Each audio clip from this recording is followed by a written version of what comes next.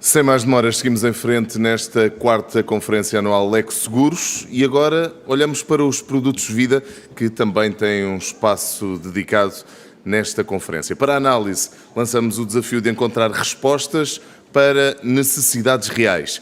Para isso, convidamos Nelson Machado, é CEO da Vida e Pensões Grupo AGAs, e também Marta Graça Ferreira, Presidente da Real Vida. Juntam-se a nós no painel Vida, como estimular as respostas às necessidades dos portugueses. Este espaço também é moderado por Francisco Botelho, diretor do Eco Seguros. Neste caso, ficamos aqui só.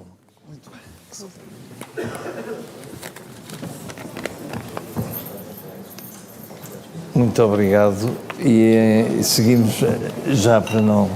São pessoas bastante ocupadas e eu agradeço muito estarem connosco para debatermos o ramo de vida, não para ser mais um debate sobre o ramo de vida.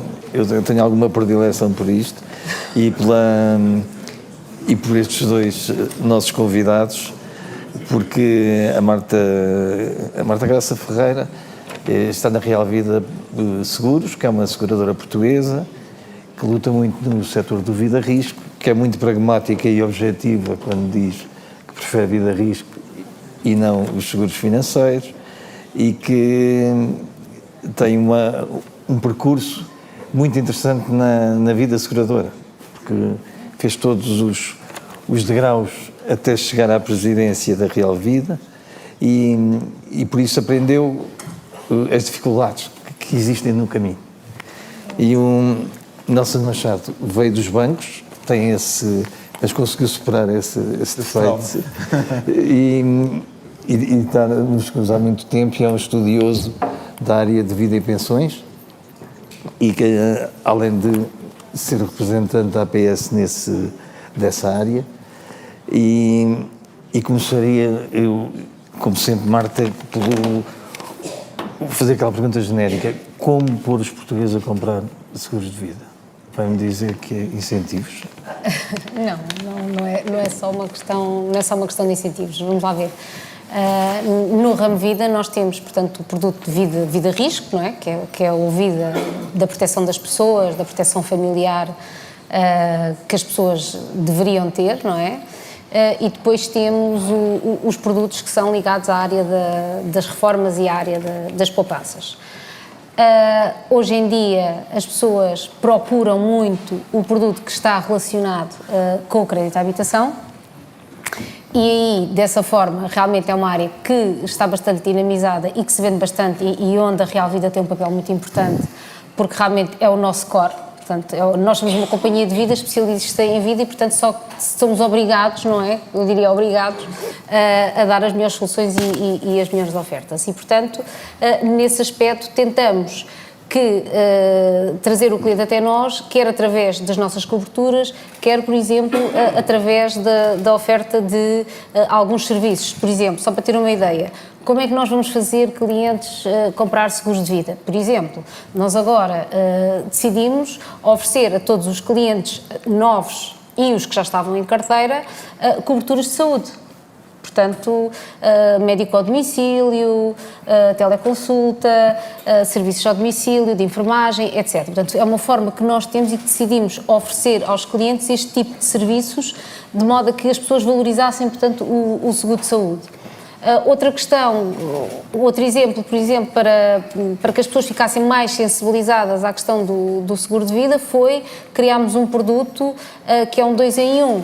Portanto, temos aqui um produto que é um seguro de vida, em que há uma proteção familiar, mas que em simultâneo aquele prémio vai permitir também fazer uma poupança. Portanto, a pessoa acaba por, no final do prazo do seguro de vida, ter um reembolso dos prémios que entregou ao longo do contrato. Portanto, acaba por ter um 2 em 1. E depois temos também os produtos financeiros que neste momento estão bastante atrativos, né, dadas as conjunturas dos próprios mercados financeiros, que nos permitiram ter produtos para forradores com taxas bastante mais atrativas. Obviamente que para incentivar as pessoas a comprar a comprar os nossos produtos, temos que ser bastante proativos em termos de mercado, o nosso mercado é o mercado dos agentes, é com os agentes que nós contamos e, portanto, estamos muito na linha da frente e muito em dar a literacia financeira aos nossos agentes, de modo a que eles passem essa literacia para os clientes. E é através desse caminho e também das redes sociais que nós temos vindo a conseguir chegar ao cliente final, no sentido que o cliente sinta essa necessidade. Muitas das vezes também temos vindo a usar testemunhos de clientes aos quais pagámos sinistros, de modo a causar aqui alguma sensibilidade a quem ainda não teve nada, pensar que realmente pode vir a acontecer alguma coisa. Portanto, há várias formas, nós temos vindo através das conferências, através dos nossos próprios agentes e através dos meios da publicidade e através de vocês, como é óbvio, não é? Portanto, acho que este tipo de conferências, ao qual eu agradeço e louvo muito o facto de vocês a fazerem e acho que as pessoas que estão aqui por alguma razão porque realmente é bastante vantajoso vir aqui e buscar este know-how todo. Este tipo de conferências como vocês fazem, nós fazemos sempre questão de estar presente porque é mais uma forma que nós temos de passar essa mensagem e por isso, parabéns. Muito obrigado. Muito obrigado. Nossa Machado, eu fiquei muito surpreendido no Orçamento de Estado deste ano não haver nenhum incentivo à poupança e nomeadamente o segundo pilar da Segurança Social, ou seja, os seguros, os fundos de pensões de empresas, com a colaboração dos colaboradores da própria empresa, que é um cavalo de batalha da associação e da própria AGES, continua sem estímulo. O que é que se passa? O que é que acha que se passa? Muito obrigado, Francisco, pelo convite. Enfim, Marta, é um prazer sempre estar consigo e de facto tenho enorme consideração pelo trabalho que tem sido feito pela Real Vida e por si. E obrigado por estar cá presentes. Eu tenho que responder essa pergunta já? Ou posso responder daqui a um bocadinho? Eu vou dizer porquê.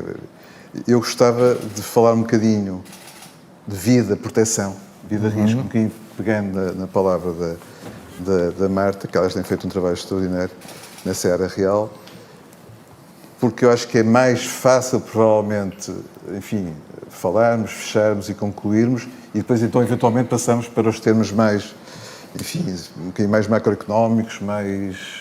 Sim, senhor. Eventualmente mais polémicos, da poupança, da segurança social, enfim, do segundo pilar. Portanto, se está de acordo, eu prometo que respondo o que eu penso, mas... Pois, não fuja... Não, pedimos para falar daquilo que eu mais gosto. Se não se importa, deixa-me fazer duas perguntas à assistência. A primeira é, quem é que tem crédito à habitação e que não tem seguro de vida? Portanto, tem crédito à habitação, num banco qualquer, e não tem seguro de vida associado. Creio que ninguém. Portanto, quase todos têm crédito à habitação, portanto, presumo que todos que têm crédito à habitação têm seguro de vida associado. A segunda pergunta, quem é que tem o seguro de vida, proteção, não tendo crédito à habitação? Esta é uma sala completamente enviesada. As pessoas da indústria, Nelson, pessoas da indústria. Esta é uma sala... Porque esta devia ser a realidade do país. Esta devia ser a realidade do país. Infelizmente, e isto é um problema que não é fácil, porque este não se resolve com benefícios fiscais. Este resolve-se com literacia financeira. Este resolve-se com consciencialização da necessária proteção. Este resolve-se dizendo que provavelmente estamos a gastar muito mais a proteger o nosso carro do que a proteger a nossa família. Mas este é um tema absolutamente decisivo, porque os portugueses, até aos 70 anos, a coisa que valha, somos todos imortais, e sendo imortais não precisamos do seguro por definição, porque sendo imortal não precisamos do seguro de vida. Isto é, obviamente, um erro enorme, que eu acho que todos a indústria, todos a APS, todos são a comunicação social que vive preocupada com este tema, vocês nomeadamente, temos acho um papel fundamental, porque nós temos níveis de proteção de manter o rendimento das famílias baixíssimos em Portugal.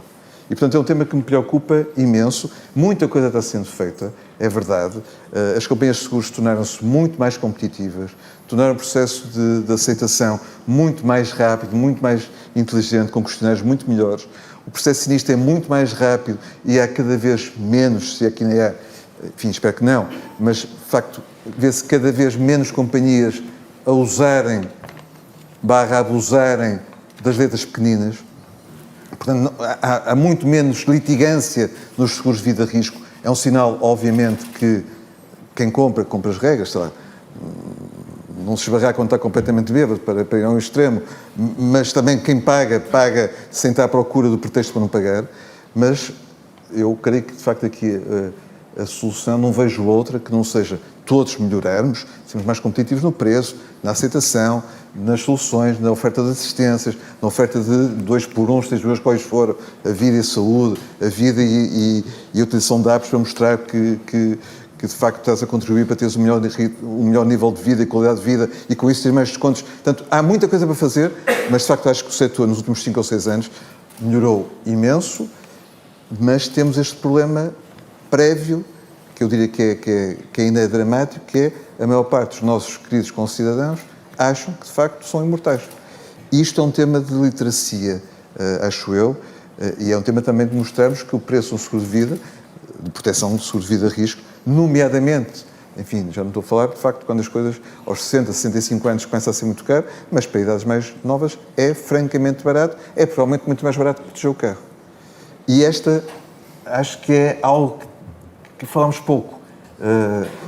É menos, provavelmente, enfim, é menos interessante intelectualmente, eventualmente, falar do que vamos falar a seguir, que a mim até gosto muito, mas eu acho que ficaria mal comigo próprio a falar sobre os desafios dos seguros de vida se não começasse, e um bocadinho acrescentando e elaborando no que a Marta já disse, a falar, temos também no seguro de vida proteção um grande déficit em Portugal, porque, como sabem, tirando os seguros associados a crédito, os volumes são muito pequenos.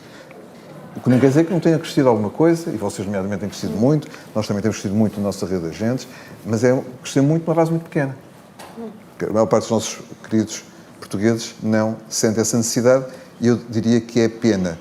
Como é que se ultrapassa isto? Já falámos da oferta, eu creio que é não ter medo de falar do tema, é uma venda consultiva, uma venda empenhada em explicar as vantagens, não é uma venda a assustar, mas eu creio que temos ainda todos que caminhar muito nesse sentido e este aumento da literacia, da sensibilização, acho que faz parte desse caminho para termos, de facto, maiores níveis de proteção para que as nossas famílias, se acontecer alguma coisa a um dos dois, fique muito melhor.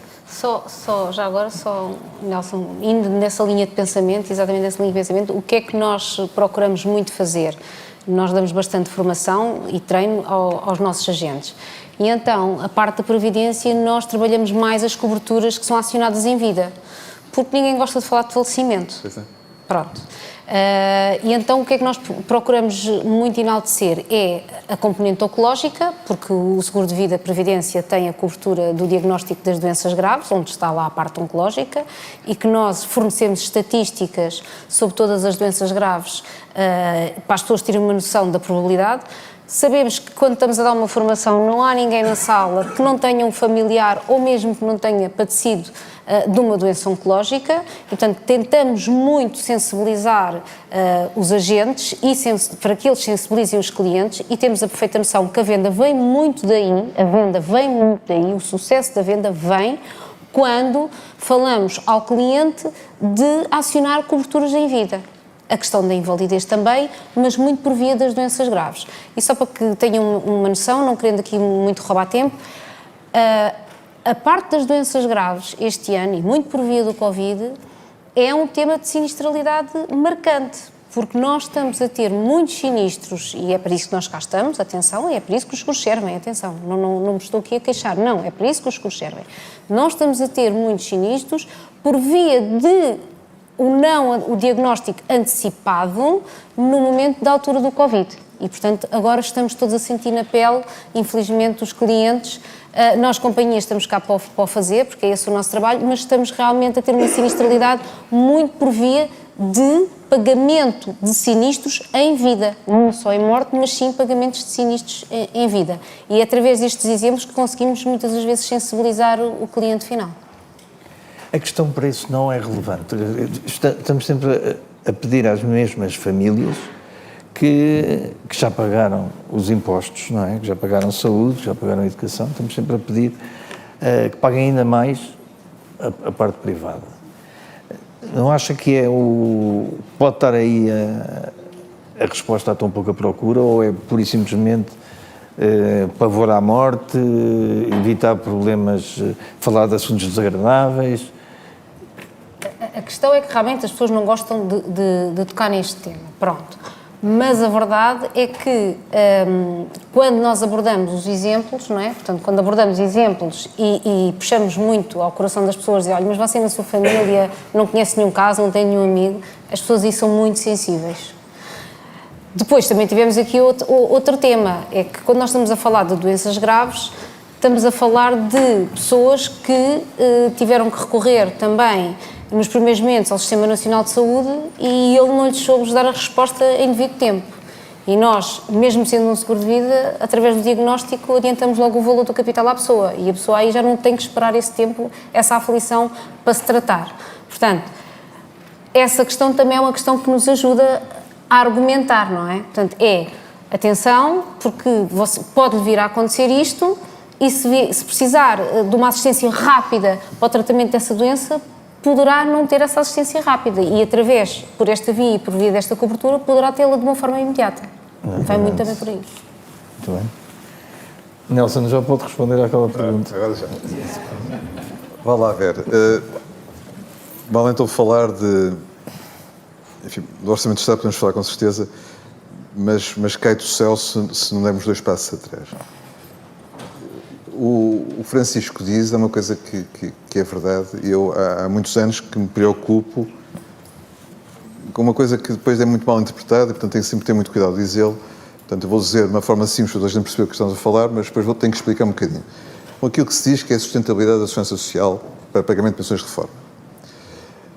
E depois tem que... Portanto, já sei que toda a gente sabe o que eu estou a falar, mas a partir daí tenho que explicar, porque o sistema social está sustentável. Portanto, não é que vai cair amanhã, não é que vai falir, não é que vai deixar de haver dinheiro para pagar pensões. Quando se fala de sustentabilidade da segurança social, não é nada disto. Enfim, admito que haja alguns, que até por desconhecimento, que façam esta confusão. Não é nada disto que falamos, porque no limite aumenta os impostos, ou a taxa, ou o aumento da taxa de imposto, ou faz-se imposto sobre outras coisas que quer, ou taxas, e a segurança social está sustentável. A questão não é bem essa. A questão é uma coisa chamada evolução demográfica inevitável e que estamos a assistir. As pessoas hoje, e bem, vivem 25 anos aos 75 anos.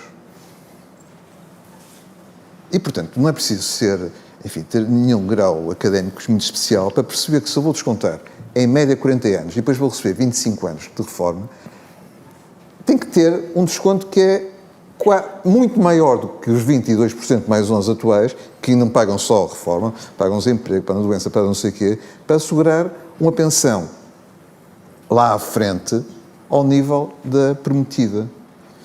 Dito isto, eu acho que nos últimos anos Portugal fez passos muito inteligentes, de uma forma muito subtil, passou muito bem na opinião pública, de melhorar esta sustentabilidade. A introdução de fator de longevidade, aumento da forma para considerar todos os anos todos de desconto e, portanto, não ser os melhores 10 dos últimos 15, integrar tudo, quase tudo na segurança social. Portanto, tudo que foi bem feito no sentido de tornar isto mais sustentável. Dito isto, daqui a 30 anos, em vez da pensão média a primeira pensão sobre o último salário ser de 75%, como é atualmente, vai ser 41%. E não é por ninguém nos querer mal. É porque, e não estou a contar com inflações altas, estou a contar com a inflação esperada. Porque, de facto, quando a inflação é zero, o salário médio, o salário inicial, o salário final, o salário médio, só refletem a progressão da carreira. Quando temos inflação, obviamente, temos imediatamente uma aceleração desta curva e, portanto, qualquer coisa que seja com base na média fica mais longe do salário final. E, portanto, o que as pessoas vão ter daqui a 30 anos, e estes não são estudos meus, são estudos completamente científicos da Comissão Europeia, da mestra de toda a gente, é uma taxa de substituição, portanto, a primeira pensão sobre o último salário, à volta dos 40.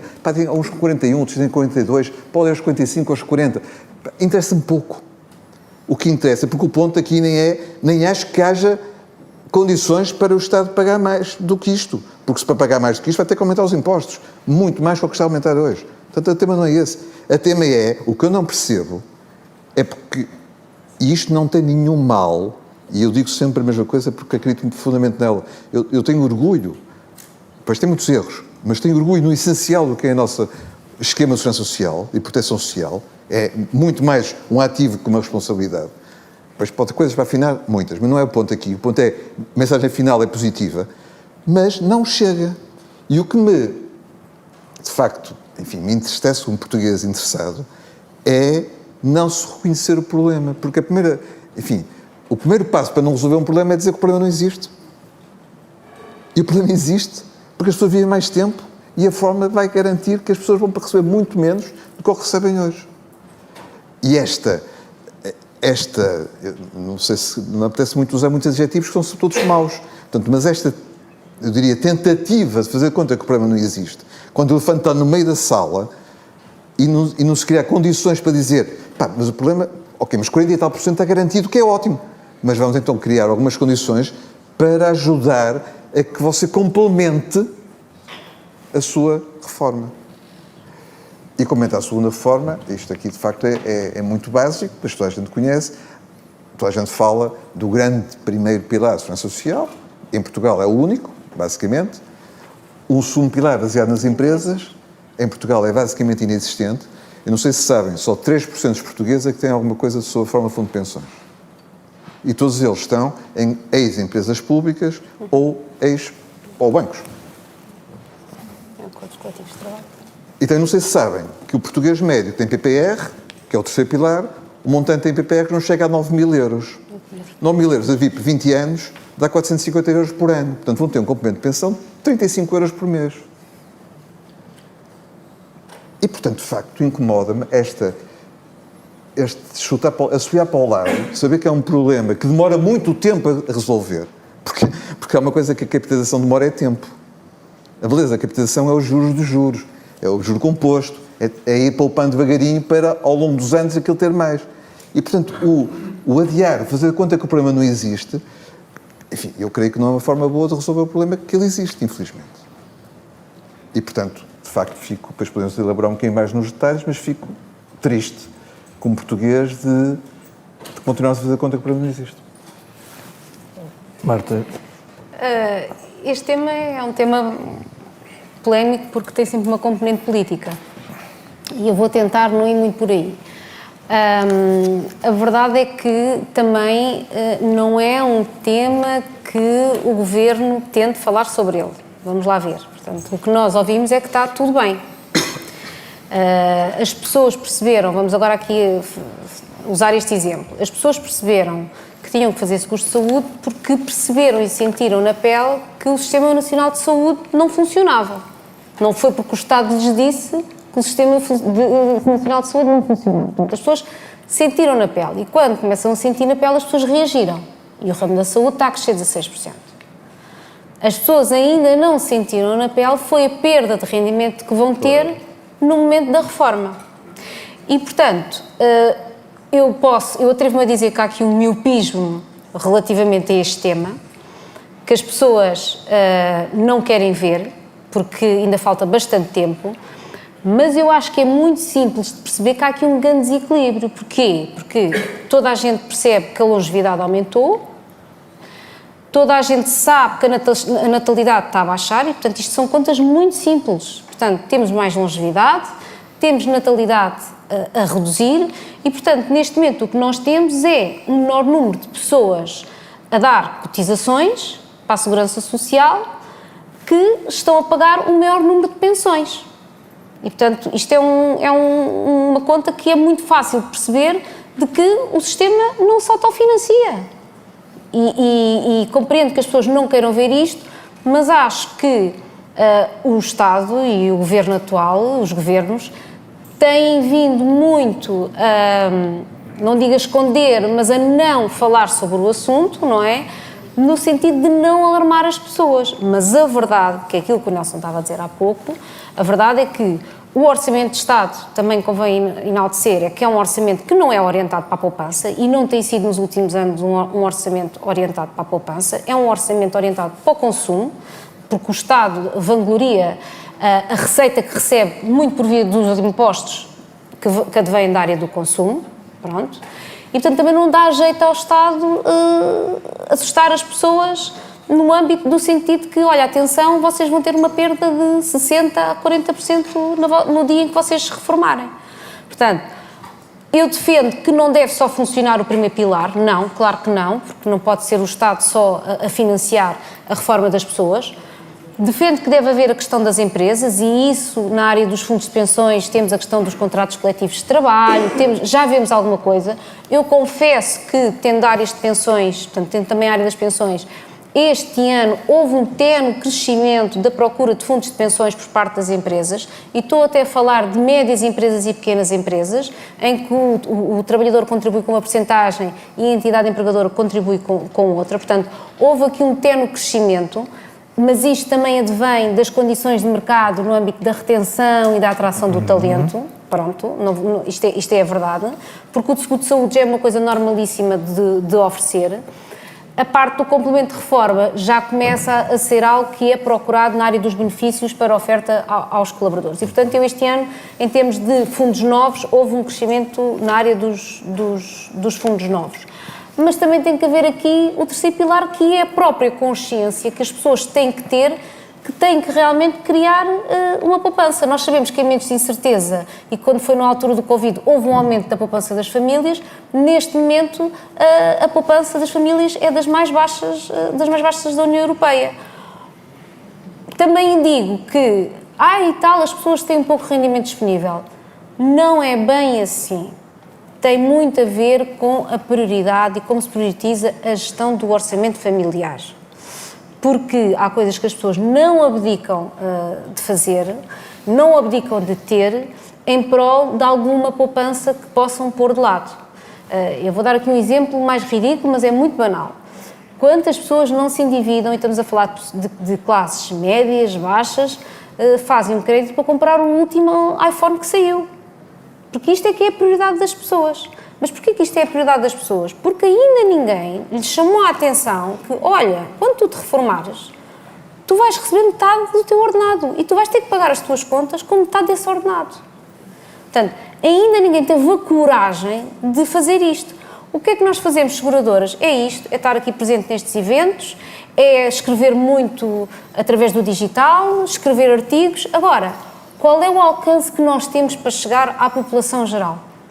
É baixo. Portanto, tem que ser o próprio Estado a ser transparente e abrir o jogo e dizer no Estado como é que as coisas estão. Portanto, o sistema não se autofinancia, tanto que não se autofinancia que o Estado todos os anos tem que lá pôr 7 mil milhões de euros.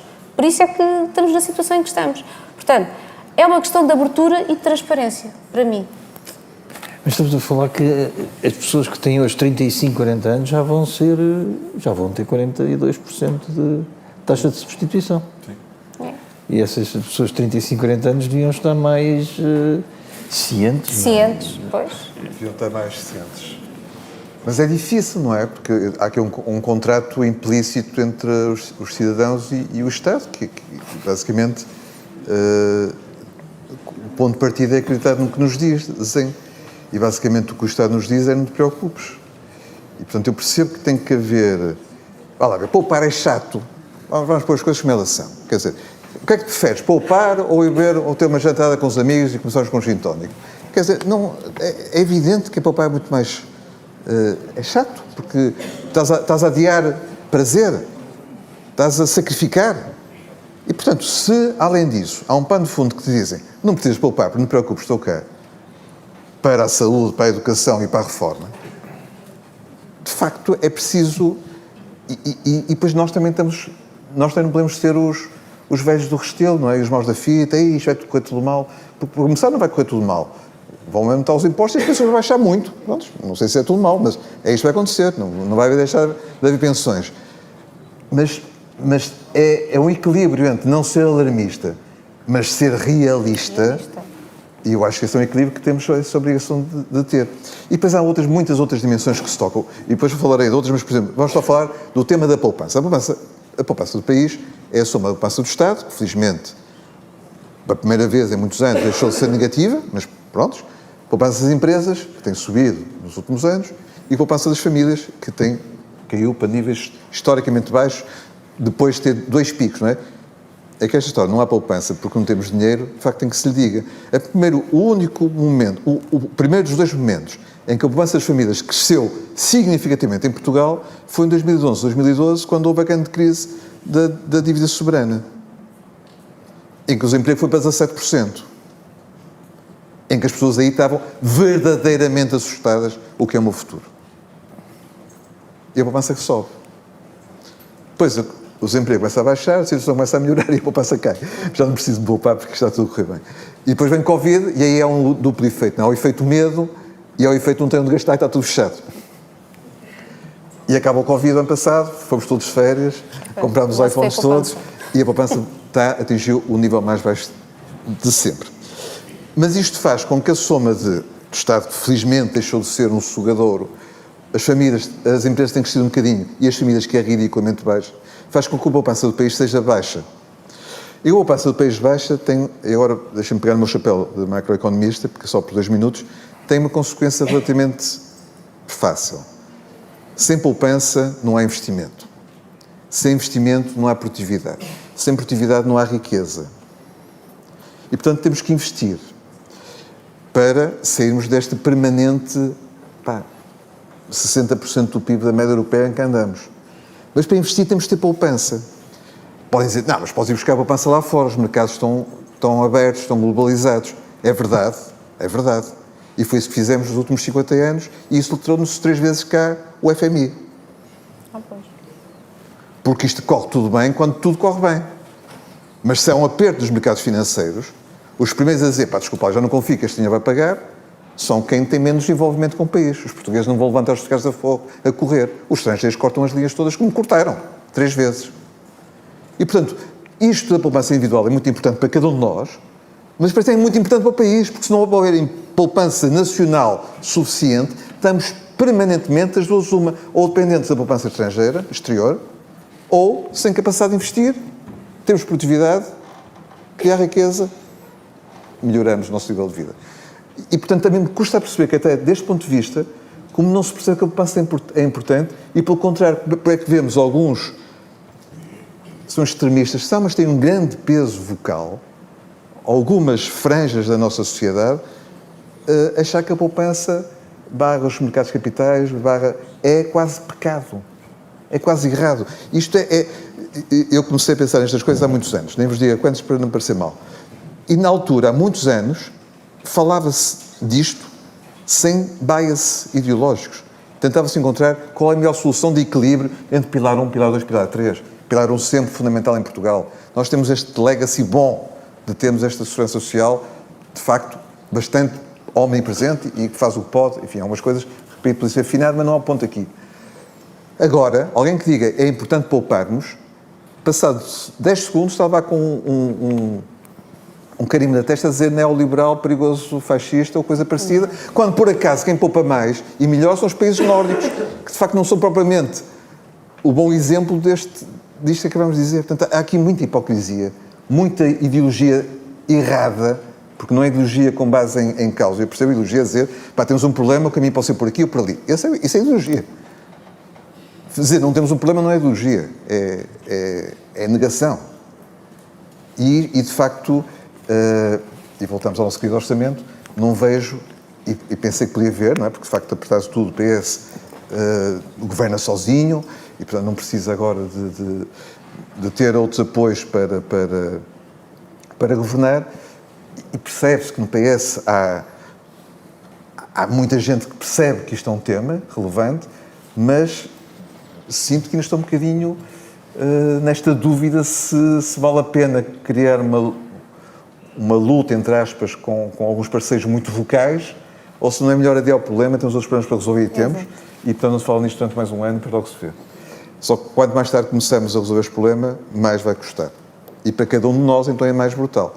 Porque começar a resolver o problema da capitalização aos 70 anos, esqueçam. Não vale a pena. Não vale a pena. Mas aos 30, 30 e 50 vale. E, portanto, de facto, em 35, 40 anos, o moral da minha história é poupem. Poupem porque vais fazer muita falta. Vão ter 25 anos com mais doenças, com menos pensões e que queremos, se Deus quiser, com uma boa qualidade de vida ainda, e que é bom que tenhamos o mínimo rendimento para termos uma vida digna e decente, e não andamos aqui sempre de mão esticada e estendida à procura do 13º tipo de subsídio especial da assistência. Porque a alternativa a tudo isto, acho eu, que é a assistência, não é? A ajudinha. Isto é uma solução importantíssima, mas não pode ser a solução geral e base. É um bocadinho isso que eu acho. Seria um caminho, o que eu penso já foi falado aqui há alguns anos, em que o desconto que as empresas fazem e que o trabalhador faz para a Segurança Social, 24 mais 8, 11, sim, 11 mais, e, por exemplo, os 11 fossem obrigatórios, fossem compulsivos, mas houvesse liberdade do próprio trabalhador escolher onde investir, ou em fundos de pensões credenciados, ou na própria Segurança Social. Nesta altura já aceita que as pessoas descontem mais. Eu posso começar, se calhar, e depois a Marta acrescenta o que entender. Isto é as soluções que estão neste momento a ter mais sucesso, de facto, em Inglaterra, nos países escandinavos. Não são necessariamente a totalidade, mas a parte dedicada a financiar a parte da reforma, o que se sugere, e é isso que está a acontecer nos países nórdicos, é que, por default, é um termo um bocado feio, a regra é: vais para um esquema de capitalização, seja público, seja privado. E podes desistir dele e pô-lo no esquema, portanto, sair do auto-enrollment e desistir dele e ficar no plano normal. E o que se prova é que a enormérrima maioria das pessoas que são convidados, entre aspas, postos lá como regra geral, depois não quer sair porque se sente confortável. Porquê? Passa a ter muito mais visibilidade sobre onde está o seu dinheiro. Porque, olha lá, se a Segurança Social atual me dissesse assim: olha, tens aqui o teu extrato trimestral, isto é o que está previsto para a tua pensão. Se fosse uma conta virtual, em que todos nós soubéssemos o que é que está previsto em minha pensão, eu estou convencido que o tema da literacia se resolvia de uma forma muito mais simples. Mas atualmente nós podemos lá ir, fazer simulações, não sei o que mais, mas com uma enorme dificuldade, com muito poucas, com muitos conjuntos de pressupostos, e de facto o que faz com que a grande maioria dos portugueses vivam nesta ilusão que vão ter 70% ou 75% do seu atual vencimento à data atual, não, ao momento da reforma transformada em pensão, e que vão ter muito menor que isto. Eu acho que esta dupla solução, que não custa dinheiro a ninguém, que é permitir o auto-enrollment, permitir que as pessoas passem a contribuir para um esquema de poupança público ou privado, embora possam sair, e contas virtuais em que sabes de facto o que é que já acumulaste. Eu creio que era daquelas duas coisas que não custavam nada, a não ser da transparência, e isso permitia ter literacia. Exatamente. Porque a literacia permite-nos ter uma escolha justa, fundamentada, com know-how, e não andamos aqui um bocadinho ao sabor do que acreditamos, e que é muito diferente, acho eu. Portanto, eu acho que esses dois motivos são fantásticos. Opinião. Eu acho que as pessoas deviam ter aqui deviam ter aqui as duas opções. Acho que é importante as pessoas descontarem para a Segurança Social e terem aqui um outro pilar, ou seja, um outro complemento, que é a tal questão do auto-enrollment.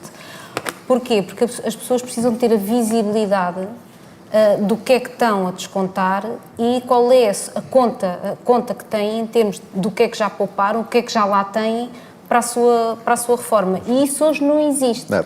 Agora vamos dizer assim, nós temos um simulador. Olha, nós por acaso na Real Vida até temos um simulador no nosso site. E até é um simulador que tem bastante tráfego. Mas eu sei porque é que tem bastante tráfego. É porque nós temos áreas de fundos de pensões. E naturalmente que os nossos clientes de fundos de pensões acedem muito ao simulador. Se nós perguntarmos aos portugueses quem é que já foi ao simulador e quem é que já tem acesso à sua conta da Segurança Social, eu acredito que muito poucos tenham. Porque se as pessoas tivessem lá ido e tivessem constatado a conta que lá têm e o valor que lá têm, e fizessem a sua simulação, porque a qualquer momento as pessoas podem simular, de certeza absoluta que as pessoas já tinham tomado medidas.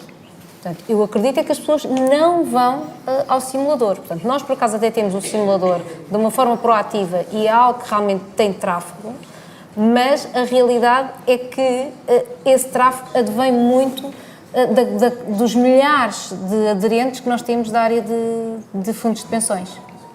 Essa é a verdade. Mas sou da opinião do Nelson, as pessoas deveriam ter neste momento a questão dos dois, diríamos, duas opções, portanto, que era a questão do Estado e depois a questão do auto-enrollment, que é para ter as pessoas ganharem aqui uma visibilidade do que é melhor para elas. E depois, a partir daí, poderiam continuar ou poderiam sair. Mas eu acredito que as pessoas iriam ficar completamente. Claro. A literacia financeira então viria por necessidade, por curiosidade, porque eram as próprias pessoas que estavam a mandar porque as próprias pessoas iriam aceder a essa informação. Exatamente. Não é como agora que as pessoas têm que tomar a iniciativa de entrar, pedir a senha da Segurança Social, ir à Segurança Social. Aliás, temos outra questão, é que as pessoas entram por norma na Segurança Social e têm as carreiras contributivas todas desarrumadas. Esse é logo o primeiro tema que surge, é que primeiro tem que ir logo arrumar a carreira contributiva, porque aquilo está tudo desarrumado, é a minha experiência fala, e portanto as pessoas não têm essa iniciativa. Agora, aqui uma questão que eu também queria salientar e que há bocado a Rita da Liberty falou. O tema da literacia financeira é um tema que devia ser falado era nas escolas. Os miúdos têm umas cadeiras, que é a cadeira de cidadania. Era tema de literacia financeira que eles deviam falar nas escolas. Eu estou-me a lembrar aqui de uma experiência que tive, em que estive a dar literacia financeira aos miúdos do 9º ano. E aquilo que eu assisti, e eram cerca de 3 turmas, numa escola pública, portanto, foi uma escola onde eu frequentei e decidi que seria lá. E aquilo que eu assisti das decisões em que os miúdos era-lhes dado um determinado salário, eram as notas que eu lhes dava, e eles tinham que fazer a gestão daquele salário, ter em conta pagar uma casa, pagar um carro, pagar escola, filhos, etc. Aquilo que eu assisti foi, basicamente, a realidade que eles têm em casa, que eram umas prioridades completamente descoordenadas. Ou seja, as prioridades que eles tinham, muito, era eu posso morar numa casa pior, mas ter um carro melhor. Pronto. Eu gasto o dinheiro e eu pergunto, então e agora gastou o dinheiro no carro e nas férias? E agora vai comer como? É verdade, agora tenho que ir ver como é que, para lá, não, afinal não posso ir por aí. Portanto, ou seja, uma descoordenação e as prioridades estão desfasadas que eu começo a pensar, mas será que é isto que é a realidade em casa? Será que é isto que eles veem dos pais? Portanto, a literacia financeira devia ser dada nas escolas. Isto devia ser uma disciplina. Sim. Eu não posso estar mais de acordo. Eu não posso estar mais de acordo. Nós somos sensíveis a estes temas, portanto, eu também tive umas aulas de literacia financeira, umas conversas, e é assustador, de facto. A total... Mas a parte boa, não é muito melhor dos professores, a parte boa é que há muita vontade de aprender. Portanto, isto para mim quer dizer que provavelmente há espaço para fazer parte dos currículos verdadeiros. Porque quem não tiver boa literacia financeira desde jovem é um cidadão pior. É um cidadão pior informado, com piores decisões e que vai fazer mais escolhas da sua vida. Isto para mim é muito claro. Nós agora, como entendemos que não somos capazes de fazer isto sozinho, não temos forma de escalar, portanto estamos a apoiar aquele que é provavelmente o maior programa nacional aprovado por toda a gente, Ministério, pelo Banco de Portugal, por toda a gente, de literacia financeira, que é da Fundação Dr. António Coutinho Miranda, que abrange 8 mil alunos, portanto, de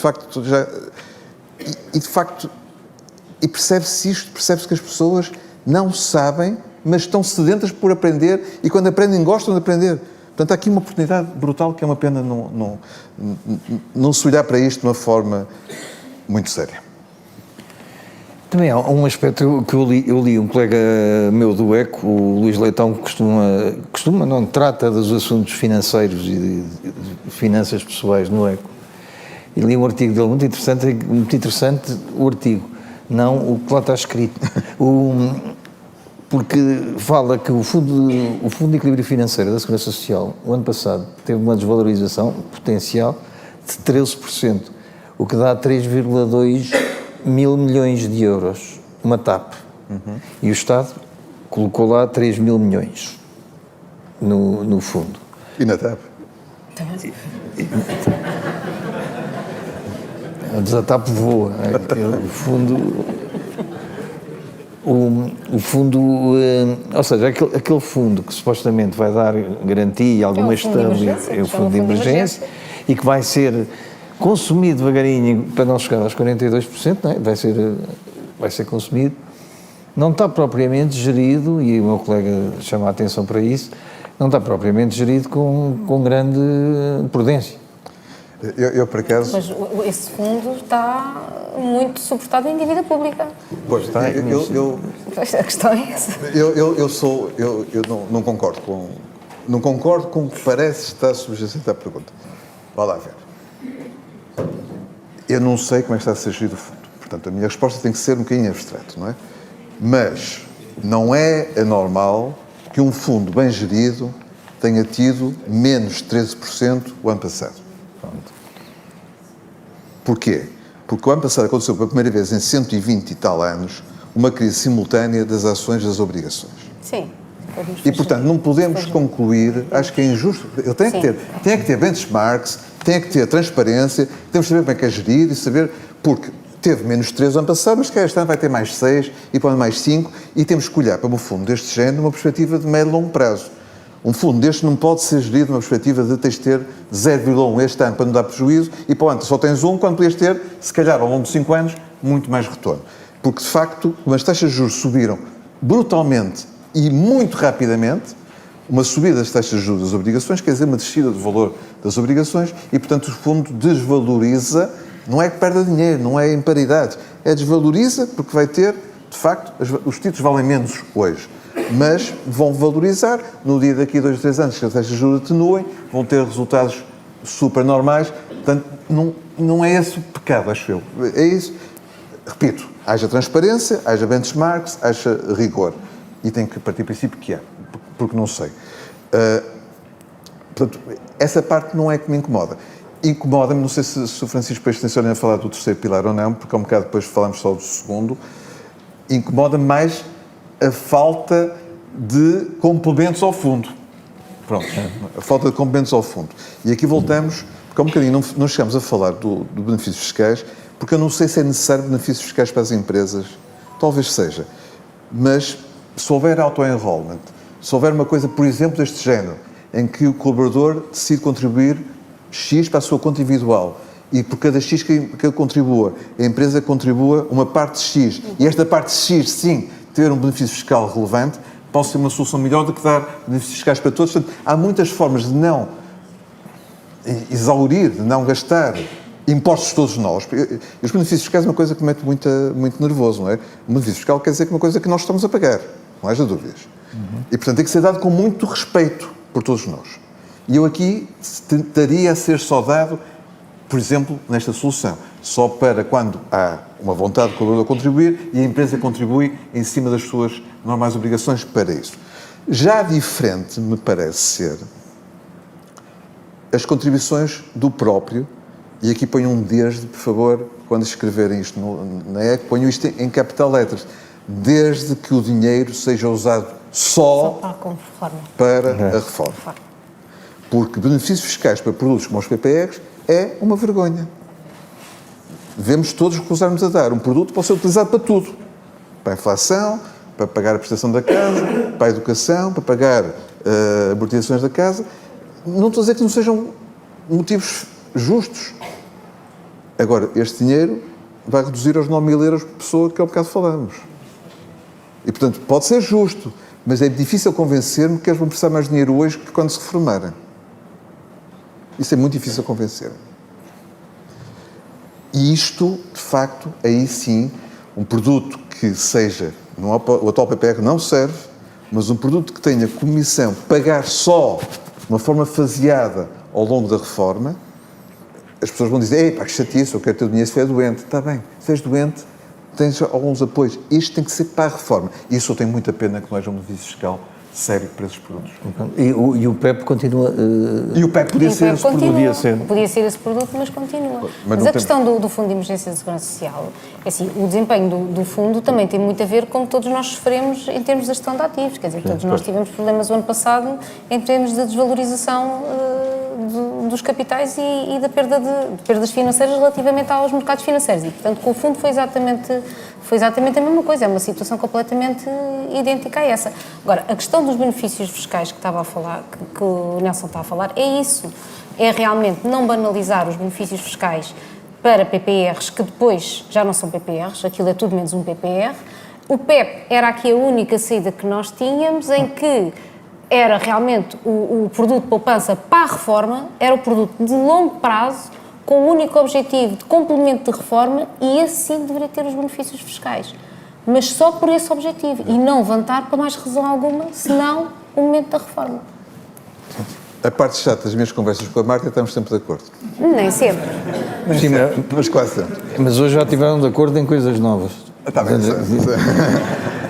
Eu quero agradecer muito, Marta e Nelson, a presença e a contribuição, e de facto falamos em coisas novas, e há aqui uns caminhos que já existiam, mas agora hoje foram ressuscitados, e que vamos tentar, com certeza, explorar e ver no futuro se politicamente há um diferente entendimento de como levar, se vamos todos viver para o amanhã, ou se vamos pensar um bocadinho mais a médio e longo prazo. Muito obrigado. Obrigado, Francisco.